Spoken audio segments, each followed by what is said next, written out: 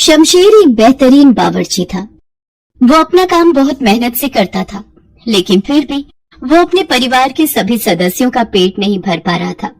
ऐसा इसलिए था क्योंकि शमशेर का परिवार बहुत बड़ा था।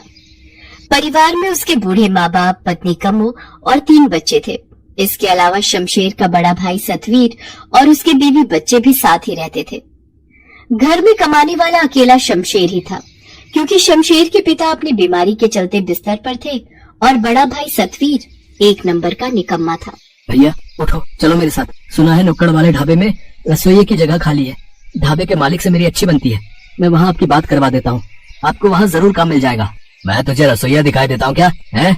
और वो भी उस खड़ूस रामलाल के ढाबे पर। तुझे पता है ना मेरा 36 का आंकड़ा है उससे।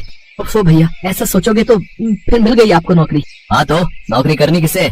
मैं तो पैदा ही मालिक बनकर हुआ था। सुन मेरी बात, तू भी ये होटल में खाना बनाने का काम छोड़ और चल, दोनों भाई मिलकर नया ढाबा खोलते हैं। 2-4 कारीगर रख लेंगे जो सारा दिन खाना बनाएंगे और ग्राहकों को खिलाएंगे भी। अच्छा, और हम क्या करेंगे? नोट गिनेंगे और क्या। सच में शमशेर, तू ना बड़ा ही बुद्धू है भाई। मैं बुद्धू ही सही भैया, पर आपकी तरह फेंकू नहीं हूँ। नया ढाबा खोलने की बात करते हो, जरा ये तो बताओ इसके लिए पैसे कहाँ से आएंगे? और कारीगर वो क्या मुफ्त में काम करेंगे हमारे लिए? तू इस सब की चिंता मत कर, मैंने सब सोच लिया है। और सच बताऊं तो नया ढाबा खोलने की तैयारी भी शुरू कर दी है मैंने। हैं? क्या मतलब?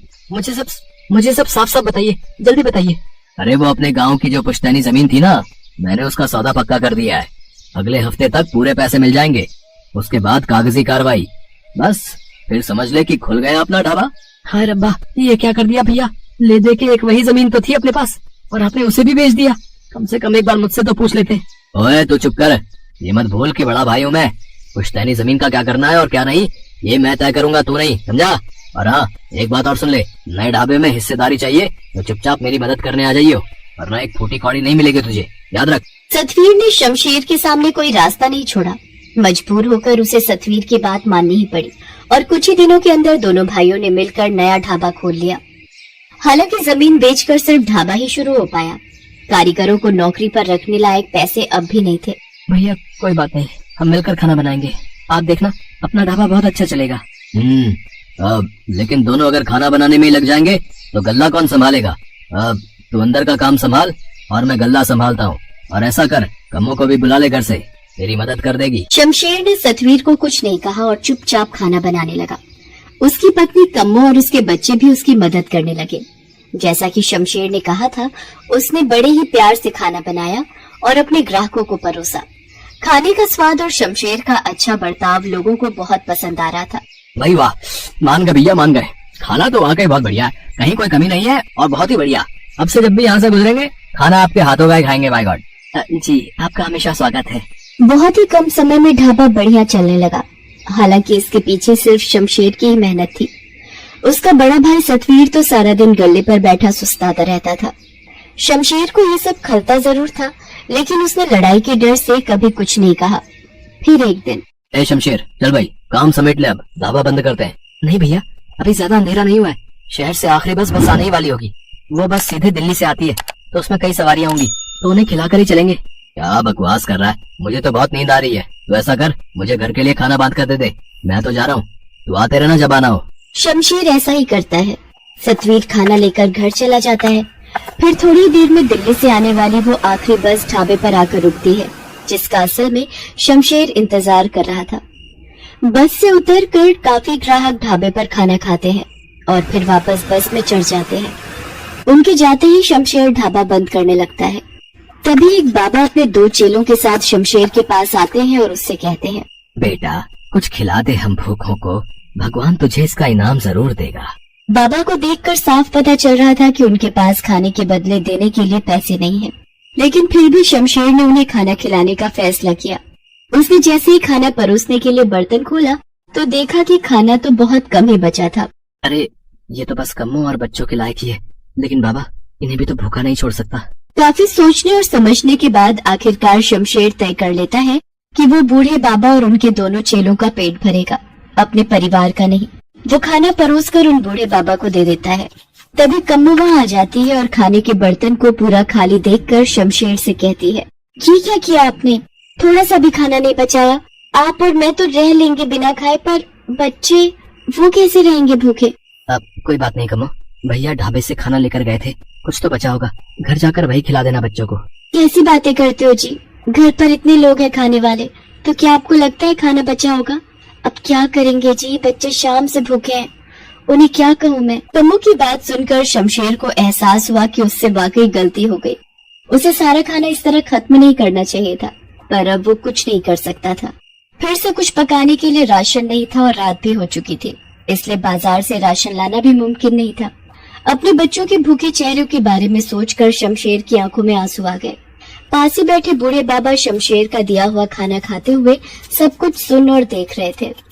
खाना खत्म करने के बाद वो शमशेर के पास गए और उससे बोले, जुग जुग जियो बेटा, उदास मत हो, तुम्हें अपनी नेकी का इनाम जरूर मिलेगा। इतना कहकर बाबा ने शमशेर के खाना पकाने वाले बर्तन पर अपना हाथ रखा और कुछ मंत्र पढ़ने लगे। फिर उन्होंने शमशेर से उस बर्तन पर हाथ रखने को कहा। शमशेर को कुछ समझ नहीं आ रहा था, लेकिन फिर भी उसने बर्तन पर हाथ रख दिया।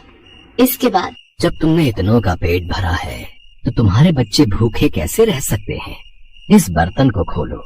बाबा के कहने पर शमशेर ने जैसे ही बर्तन के ऊपर का ढक्कन हटाया तो उसे अपनी आंखों पर विश्वास नहीं हुआ। बर्तन खाने से पूरी तरह भरा हुआ था। बाबा, ये कैसा चमत्कार है? नहीं, ये चमत्कार नहीं, बल्कि आशीर्वाद है तुम्हारे लिए। अब से ये बर्तन हमेशा तुम्हारा कहा मानेगा। तुम इस पर हाथ रखोगे तो ये खुद ब खुद खाने से भर जाएगा, और जब तक तुम इसके ऊपर फिर से हाथ रखकर इसे रुकने को नहीं कहोगे, इसके अंदर का खाना कभी खत्म नहीं होगा। बहुत बहुत शुक्रिया बाबा, आप नहीं जानते आपने कितनी बड़ी मदद की है मेरी। मदद तो तुम करते आए हो, मैंने देखा तुमने उस बस से उतरे मेरे जैसे कई लोगों को मुफ्त में खाना खिलाया, जिनके पास तुम्हें देने के लिए पैसे नहीं थे, बावजूद इसके कि खुद तुम्हारा परिवार भूखा था। बस इसी तरह हमेशा जरूरतमंदों की मदद करते रहना बेटा, और ये जादुई बर्तन हमेशा तुम्हारा साथ देता रहेगा। पर हाँ, याद रहे, अगर कभी मन को लालच घेरे या फिर किसी को धोखा दिया तो ये बर्तन कभी तुम्हारा साथ नहीं देगा। जी बाबा जी, मैं समझ गया कि मुझे अब क्या करना है। शमशेर को आशीर्वाद देकर वो बाबा अपने चेलों के साथ वहाँ से चले गए। वास्तव में उस जादुई बर्तन ने शमशेर की जिंदगी बदल दी। अब उसे सारा दिन भट्टी के सामने खाना पकाने की जरूरत नहीं थी। उसके हाथ रखते ही वो बर्तन लजीज खाने से भर जाता था, और जब तक शमशेर उसके ऊपर वापस से हाथ रखकर रुकने को ना कहे, खाना खत्म ही नहीं होता था। शमशेर हर रोज सबसे पहले अपने सभी ग्राहकों को भरपेट खाना खिलाता और फिर हर रोज शाम के वक्त कई गरीबों को मुफ्त में खाना खिलाता था। लेकिन ऐसा तब तक ही चल सका जब तक उस जादुई बर्तन के बारे में सतवीर को पता नहीं चला। अच्छा, तो ये बात है, इसे क्या लगा? ये नहीं बताएगा तो मुझे कुछ पता नहीं चलेगा। ये जादुई बर्तन इसके पास नहीं होना चाहिए। इस बेवकूफ को क्या पता इसका सही इस्तेमाल कैसे करना है। सतवीर ने बड़ी चालाकी से शमशेर को किसी काम के बहाने घर भेज दिया। शमशेर ने जाने से पहले बर्तन के ऊपर हाथ रखकर उसे रुकने का इशारा कर दिया था। फिर उसके वहां से जाते ही सतवीर ने सबसे पहले तो इस जादुई बर्तन को पूरी तरह खाली किया और फिर उसमें एक सोने का सिक्का डाल दिया। फिर उस बर्तन को बंद करके उसके ऊपर हाथ रख दिया। सतवीर को उम्मीद थी कि वो बर्तन खाने की तरह ही सोने के सिक्कों से भी भर जाएगा, लेकिन ये सिर्फ उसकी सोच थी। ये क्या? इसमें तो मेरा सिक्का भी नहीं है। ये तो धोखा है। शमशेर ने गुस्से में उस बर्तन को जमीन पर दे मारा, जिसके बाद उस बर्तन के टुकड़े टुकड़े हो गए। तब तक वहाँ शमशेर भी आ पहुंचा। बर्तन को टूटा हुआ देखकर वो सब कुछ समझ गया। शमशेर को गुस्सा तो बहुत आ रहा था, लेकिन फिर भी उसने सब्र से काम लिया। उसने सतवीर से कुछ नहीं कहा, बल्कि उसी वक्त उसने सतवीर से अलग होने का फैसला कर लिया। सतवीर ने उसे रोकने की बहुत कोशिश की, लेकिन इस बार शमशेर जिद पर अड़ गया। वो अपने बीवी बच्चों और माता पिता को लेकर सतवीर से अलग रहने लगा, और तब जाकर सतवीर को एहसास हुआ शमशेर की अहमियत का भी और मेहनती होने की जरूरत का भी।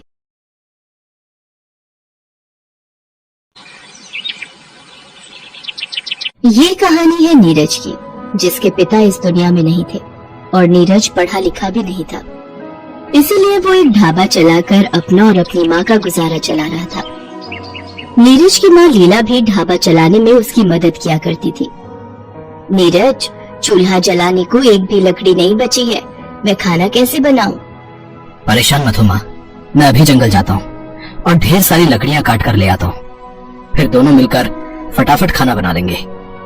नीरज फौरन अपनी कुल्हाड़ी लेकर जंगल की तरफ चला गया। नीरज के ढाबे पर हर रोज गांव के कई लोग खाना खाने आते थे, लेकिन फिर भी नीरज की कमाई बहुत ज्यादा नहीं थी, क्योंकि गांव में कमाई से ज्यादा लागत थी। यही वजह थी कि उसे चूल्हा जलाने के लिए जंगल से लकड़ियां काट कर लानी पड़ती थी। अब हाँ, इस पेड़ पर काफी लकड़ी है, इसी से शुरू करता हूँ। मेरे पंख, कोई बचाओ, कोई है, कोई तो मेरी मदद कर दो। अरे, ये आवाज तो किसी लड़की की लगती है, लगता है किसी मुसीबत में है, मुझे देखना चाहिए। नीरज उस आवाज की तरफ गया। उसने देखा कि वहाँ पर एक परी जैसी दिखने वाली लड़की थी, जिसके पंख कांटों भरी झाड़ी में फंसे हुए थे। ये देखो, क्या शौक चढ़ा था तुम्हें ये परी वाले कपड़े पहनकर यहाँ जंगल में घूमने का? देखो, फालतू की मुसीबत मोल ले लेना। रुको, मैं अभी इन नकली पंखों को काटकर तुम्हें इन झाड़ियों से अलग करता हूँ। नहीं, मेरे पंखों को हाथ भी मत लगाना तुम। ये नकली नहीं है, ये मेरे असली पंख है और मैं एक असली परी हूँ। उस परी की बात सुनकर नीरज चौंक गया। गौर से देखने पर उसे एहसास हुआ कि वो पंख वाकई असली थे, क्योंकि कांटों में फंसे होने की वजह से उनसे काफी खून बह रहा था। ठीक है, मैं समझ गया। मैं तुम्हारे पंखों को नहीं काटूंगा, पर देखो, मुझे तुम्हारी मदद तो करनी ही होगी। मेरा भरोसा करो, मैं सिर्फ झाड़ियों को काटने की कोशिश करता हूँ, ठीक है? उस परी ने नीरज पर भरोसा किया और फिर नीरज ने बड़े ही ध्यान से उन सारी कटीली झाड़ियों को काट दिया। अब वो परी आजाद थी, लेकिन उसके पंख बुरी तरह से घायल थे। मेरी मदद करने के लिए शुक्रिया। मेरा नाम नीलम है और मैं परी लोग से यहाँ तुम्हारी दुनिया देखने आई थी, पर पता नहीं कैसे यहाँ फंस गई। मेरा नाम नीरज है, तुमसे मिलकर अच्छा लगा। तो अब तुम अपने परी लोग वापस चली जाओगी ना? मैं चाहूँ तो भी नहीं जा सकती, जब तक मेरे पंख बिल्कुल ठीक नहीं हो जाते। मुझे यहाँ तुम्हारी दुनिया में ही रहना होगा। क्या तुम मुझे कोई सुरक्षित जगह बता सकते हो जहाँ मैं रह सकूँ? तुम मेरे घर पर रह सकती हो, मेरे साथ मेरी माँ भी रहती है। हम दोनों मिलकर अपने घर के बाहर ही एक ढाबा चलाते हैं। बस मैं थोड़ी सी लकड़ियाँ काट लूँ, फिर हम चलते हैं। पर लकड़ियाँ तो तुम काट चुके हो, वो देखो। नीरज ने पीछे मुड़कर देखा तो वहाँ लकड़ियों का एक मोटा गट्ठर रखा हुआ था, जिसे देखते ही नीरज समझ गया कि असल में ये नीलम का जादू ही था। तो तुम जादू भी कर सकती हो, पर एक बात बताओ, तुमने खुद को आजाद करने के लिए जादू का इस्तेमाल क्यों नहीं किया? और अभी भी तुम अपने पंखों को जादू से ठीक क्यों नहीं कर लेती? क्योंकि हम परियां सिर्फ दूसरों की मदद के लिए ही अपने जादू का इस्तेमाल कर सकती हैं, खुद के लिए नहीं। अच्छा, चलो कोई बात नहीं, तुम मेरे साथ चलो। मुझे पूरा भरोसा है कि मेरी माँ के पास तुम्हारे पंखों को जल्दी से जल्दी ठीक करने का कोई ना कोई नुस्खा जरूर होगा। नीरज उस परी को लेकर अपने घर पहुंचा और फिर अपनी माँ को उसके बारे में सब कुछ बताया। तुम बिल्कुल चिंता मत करो बेटी, मैं अभी कुछ जड़ी बूटियों को मिलाकर एक लेप बना देती हूँ। उसके इस्तेमाल से तुम्हारे पंख कुछ ही दिनों में बिल्कुल ठीक हो जाएंगे। शुक्रिया माँ जी। लीला के बनाए जड़ी बूटी के लेप से नीलम के पंख बहुत तेजी से ठीक होने लगे, लेकिन नीरज के हालात हर बीतते दिन के साथ और भी खराब होते जा रहे थे। ये कैसी दाल मखनी है भाई? है? मक्खन का तो नामो निशान भी नहीं है इसमें। मक्खन कहाँ से डालो भाई साहब, यहाँ गांव में खाने का दाम बहुत कम है। थोड़ा भी दाम बढ़ाओ तो लोग खाने से ही मना कर देते हैं। ये सब बहाने हैं, साफ बात है भाई, खाने में स्वाद तो माल मसाले से ही आता है। अगर वही नहीं डालोगे तो फिर तुम्हारे ढाबे पर आने का क्या फायदा? सादी दाल तो घर में भी खाने को मिल जाती है। नीरज मजबूर था, वो चाहकर भी अपनी लागत को नहीं बढ़ा सकता था, क्योंकि उसके लिए उसके पास पैसे ही नहीं थे। अरे नीरज, क्या हुआ बेटा? क्या बोल रहा था वो आदमी? बस माँ, और क्या बोलेगा, दाल मखनी में मक्खन ढूंढ रहा था, नहीं मिला तो नाराज हो गया। लगता है अब फिर कभी अपने ढाबे पर खाने नहीं आएगा। नहीं आता है ना आए, भाड़ में जाए। तू अपना दिल छोटा मत कर बेटा, ये गांव के लोग हैं ही ऐसे, हर कोई उधार खाकर जाता है, ऊपर से इन्हें दाल में मक्खन भी चाहिए। नहीं माँ, लोग जैसे हैं वैसे ही रहेंगे, पर हम ऐसे हाथ पर हाथ रखकर नहीं बैठ सकते, वरना हमारा ढाबा बंद हो जाएगा। नीरज के चेहरे पर हताशा और मायूसी साफ दिख रही थी, साथ ही चिंता भी। उसकी माँ लीला भी उदास होकर अपनी बहन से मिलने उसके घर चली गई, क्योंकि उसके पास भी इस समस्या का कोई समाधान नहीं था। लेकिन वहाँ कोई था जो सही मायने में नीरज और लीला की मदद कर सकता था। ये दोनों कितने परेशान हैं, और नीरज तो मेरे जादू के बारे में जानता भी है, लेकिन फिर भी इसने मुझसे मदद नहीं मांगी। इतनी परेशानी में भी इन दोनों ने मेरी मदद की, तो मुझे तो इनकी मदद करनी ही होगी। नीलम परी के पंख अब बिल्कुल ठीक थे, वो परीलोक वापस जा सकती थी, लेकिन उससे पहले उसने नीरज की मदद करने का फैसला किया। तो ये है वो दाल मखनी, ठीक है। तो ये गया इसमें ढेर सारा मक्खन। बस इतना काफी नहीं है, मुझे कुछ और भी करना चाहिए। नीलम परी ने उस दाल मखनी के बर्तन पर अपना जादू कर दिया और फिर वहाँ से चुपचाप वापस अपने परीलोक चली गई। फिर कुछ देर बाद, अरे भाई, कोई है क्या यहाँ? खाना मिलेगा क्या? हाँ हाँ, क्यों नहीं साहब, आइए बैठिए। दाल मखनी और रोटी बिल्कुल तैयार है, बस मैं अभी लेके आया। नीरज खाना लेने ढाबे के अंदर गया। उसने जैसे ही दाल निकालने के लिए भगोना खोला तो दाल के ऊपर ढेर सारे मक्खन को तैरता हुआ देखकर हैरान रह गया। ये इतना सारा मक्खन, लगता है माँ ने डाला होगा, पर वो इतना सारा मक्खन लाई कहाँ से? चलो बाद में पूछ लूंगा, फिलहाल खाना लेकर जाता हूँ बाहर। नीरज खुशी खुशी वो ढेर सारी मक्खन वाली दाल मखनी और गर्मा गर्म रोटियां लेकर ग्राहक के पास गया, जिसे खाते ही ग्राहक का चेहरा खिल उठा। भाई वाह भाई वाह, है सच में मजा आ गया भाई। मैंने शहर से एक होटल की दाल मखनी खाई है, पर इतना मक्खन तो कोई भी नहीं डालता भाई, और तुम इतने कम दाम में इतना मक्खन डाल रहे हो, मानना पड़ेगा भाई, मानना पड़ेगा। और ये भी कहना पड़ेगा कि तुम्हारी दाल मखनी का स्वाद भी बहुत बढ़िया है। शुक्रिया साहब, मुझे खुशी है कि आपको मेरा खाना पसंद आया।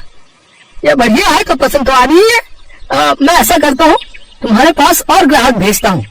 मेरे साथ और भी लोग शहर से आए हैं, वो तालाब के पास जो फैक्ट्री का काम चल रहा है ना, हम सब उसी के सिलसिले में यहाँ आए हैं। मुझे उम्मीद है कि तुम्हारी ये दाल मखनी सभी को पसंद आएगी। हाँ, तुम तैयार रहो, मैं बस अभी भेजता हूँ उन्हें। और हाँ, उनके आने से पहले जरा दाम भी बढ़ा लो, स्वाद के हिसाब से खाने का दाम बहुत ही कम है यहाँ भैया। इतना कहकर वो आदमी वहाँ से चला गया।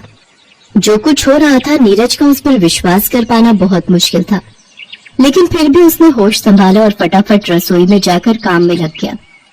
ऐसा करता हूँ, फटाफट और रोटियां बना लेता हूँ, दाल तो शायद काफी होगी। नीरज ने ऐसा ही किया। कुछ ही देर में उसके ढाबे के बाहर ग्राहकों की भीड़ जमा हो गई। नीरज ने फटाफट सभी को दाल मखनी के साथ गर्मा गर्म रोटियां परोसी और सभी ने बड़े ही चाव से खाना खाया। सारा दिन यही सब चलता रहा, बावजूद इसके कि नीरज ने दाल मखनी का दाम पहले से ज्यादा कर दिया था। लोगों ने भरपेट खाया और उसका दाम भी चुकाया। फिर शाम के वक्त लीला जब वापस आई तो ढाबे का हाल देखकर चौंक गई।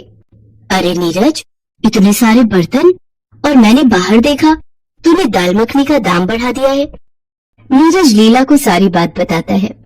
ये तो बड़े कमाल की बात है, पर बेटा दाल मखनी में मक्खन मैंने तो नहीं डाला, तो फिर वो आया कहाँ से?